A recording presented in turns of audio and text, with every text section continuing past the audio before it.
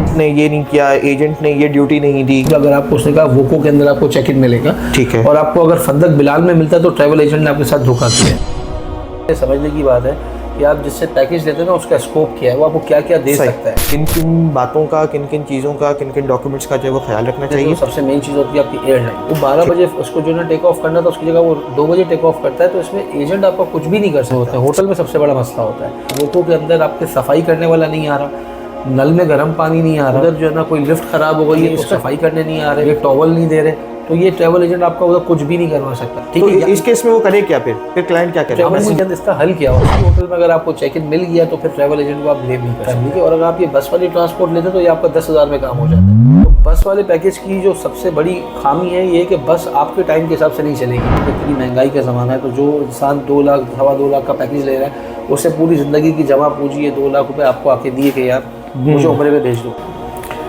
अस्सलाम वालेकुम, उम्मीद है आप सब खैरियत से होंगे। मैं मोहम्मद साद ज़करिया, ट्रैवल विद साद ज़करिया से, और हमारे आज के जो मेहमान खुसूसी हैं वो हैं गुल अहमद भाई, मूसा ट्रैवल एंड टूर्स के CEO हैं। और बहुत बहुत शुक्रिया, आपने एक मरतबा फिर जो है वो कीमती वक्त से नवाजा।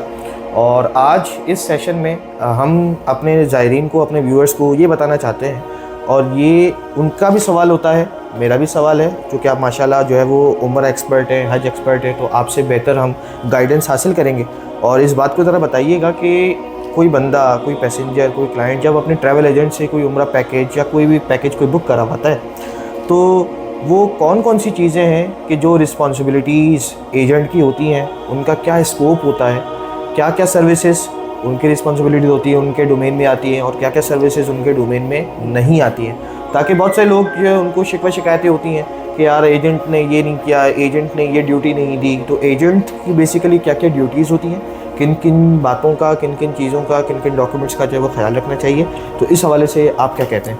अच्छा, ये बहुत अच्छा सवाल है। अक्सर सोशल मीडिया पे भी आप देखते हैं कि बहुत सारे ट्रैवल एजेंट्स को लोग जो है ना झाड़ रहे होते हैं कि इसने मेरे साथ ये किया, इसने मेरे साथ ये किया। सबसे पहले समझने की बात है कि आप जिससे पैकेज लेते हैं ना उसका स्कोप क्या है, वो आपको क्या क्या दे सकता है। बिल्कुल ऐसे, ठीक है। सबसे पहले हम आते हैं बेसिक कि आप किसी जब ट्रैवल एजेंट से अपना पैकेज लेते हो, सबसे मेन चीज़ होती है आपकी एयरलाइन।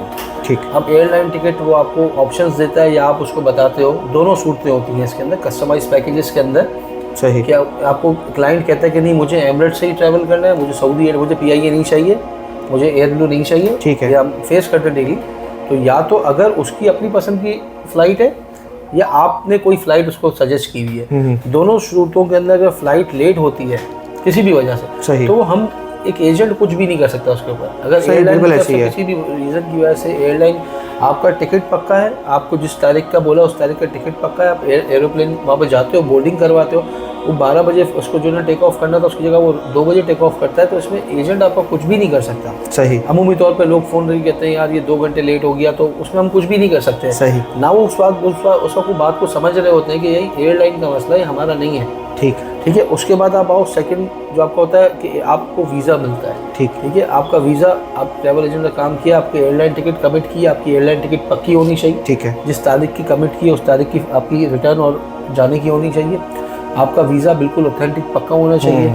उसके बाद आपके होटल्स, ठीक, होटल दोनों सूरतों में होते हैं। होटल में सबसे बड़ा मसला होता है, एक क्लाइंट आपके पास आता है, कहता है मुझे फला होटल चाहिए, डिपेंड उनके या तो प्रीवियस एक्सपीरियंसेस की बुनियाद पे वो लोग ले रहे होते हैं, या वर्ड ऑफ माउथ से किसी से सुना होता है कि ये होटल, इसमें ये होटल मशहूर हो गया है, ये हो गया। तो दोनों सूरतों के अंदर, या अगर हम आपको सजेस्ट कर रहे हैं कि यार आपके बजट के हिसाब से ये होटल आपको सही पड़ेगा, या फिर आप हमें बताते हो कि यार ये होटल में मुझे चाहिए, तो आपसे जो ट्रैवल एजेंट कमिट करता है ना जिस होटल के अंदर, उस होटल का चेक इन उसकी जिम्मेदारी है।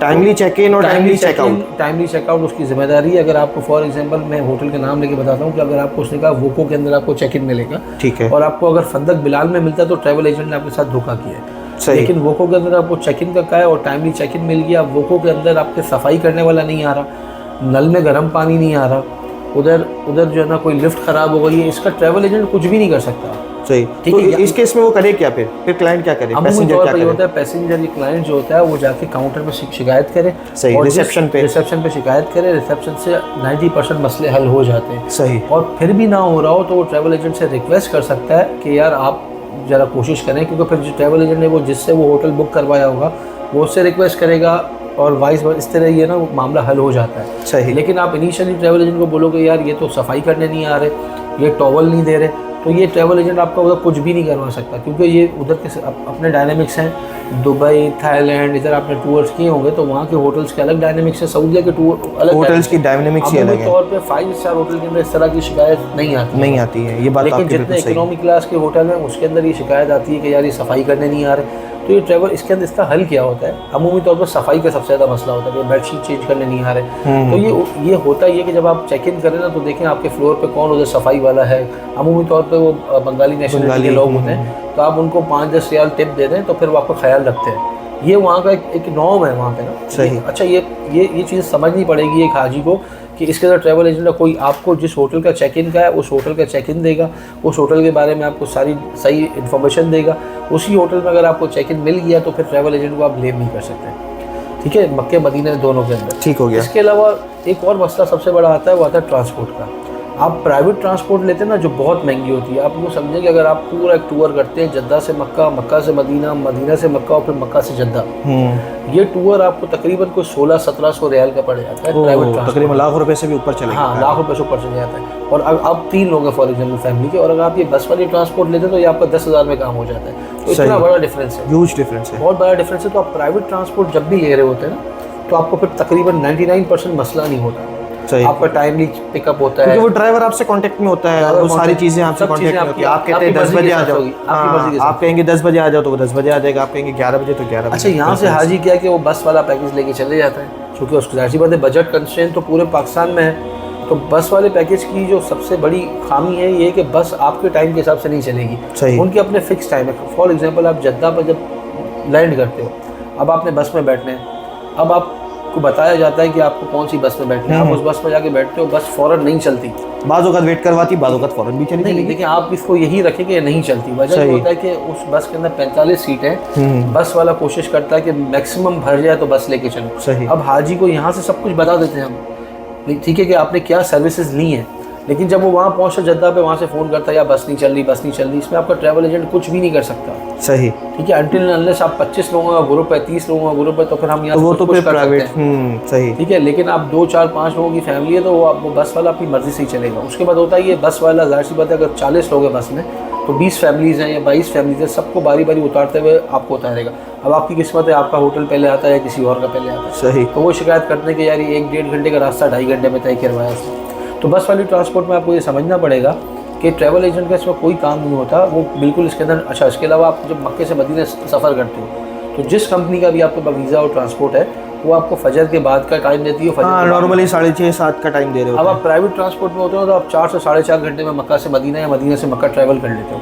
लेकिन ये बस का जो सफ़र होता है ये 7 घंटे, 8 घंटे, कभी कभी 8.5 घंटे भी होता है। अब ये भी नहीं हाजी समझते वहाँ जाके कि जब आपको बस वाला 7 बजे का टाइम दे रहा है, वो 7 बजे अपनी लॉबी में बैठा हुआ, बस वाला आते आते 7:30 बजा देता है। क्यों बजाता है? क्योंकि वो आपकी तरह दूसरे पैसेंजर्स को भी उठाते हुए लेके आए।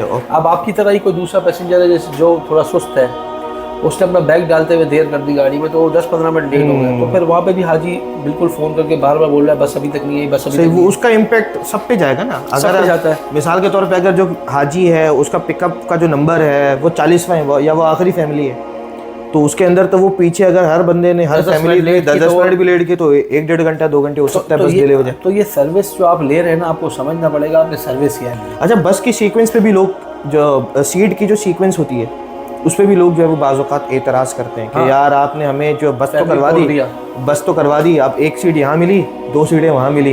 अच्छा, ये इस पर भी ना आपका ट्रैवल एजेंट कुछ नहीं कर सकता, इसका स्कोप ही नहीं है। ये आपको आपकी ट्रांसपोर्ट दे देगा, ठीक है, सीट्स नंबर नहीं कर सकते हम कुछ भी। इसके अलावा आप यही चीज़ें होती हैं जो अब बेसिकली क्या होता है पाकिस्तान के अंदर लोग समझते हैं कि ये मिनिमम पैकेज जो है ना 2 लाख से प्लस ही बन रहे हैं आजकल।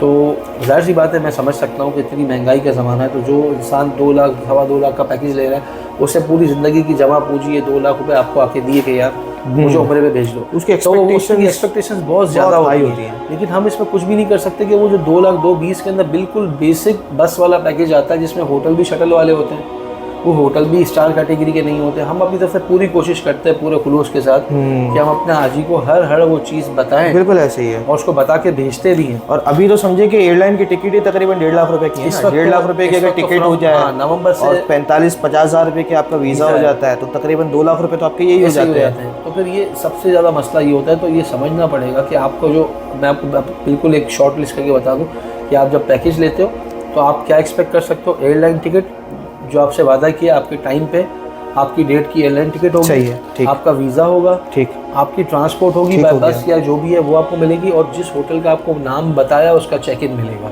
ठीक है, ठीक है। अच्छा, ये इसमें कभी कभी ऐसा होता है कि आप जो इकोनॉमी टाइप के होटल लेते हो ना मक्का मदीना में, जो 700 800 मीटर बिल्डिंग्स होती हैं, उसमें कभी ऐसा भी होता है कि आपने बताया ए और वहाँ हाजी को मिला बी। इकोनॉमी के अंदर ये होती है, सिमिलर वाली चीज़ सिर्फ इकोनॉमी में होती है और ये हाजी नहीं समझता। हालांकि होता ये कि जब आप वो पहुँचता है तो किसी के ग्रुप की आजकल फ्लाइट्स लेट हो रही हैं, तो किसी की फ्लाइट लेट हो गई तो उसको जो है टाइमली चेकआउट नहीं हुआ तो वजह होगी कि रूम खाली नहीं हुआ तो किसी और रूम एडजस्ट कर दिया। ये सिर्फ होता है उन पैकेज में जो बिल्कुल सस्ते पैकेज होते हैं, और उसके अंदर भी आपको जो होटल दिया जाता है फौरी दिया जाता है, और उसी के साथ वाला ही होटल दिया जाता है। सही, ठीक है ना। तो इसमें ये वाली चीज़ें होती हैं जो एक क्लाइंट को समझनी चाहिए कि इसके अंदर आपके एजेंट का क्या स्कोप है, वो क्या क्या कर सकते हैं आपके लिए। उम्मीद है आपको समझ आ गया होगा सब कुछ, ये जो चीज़ें आपको बताइए।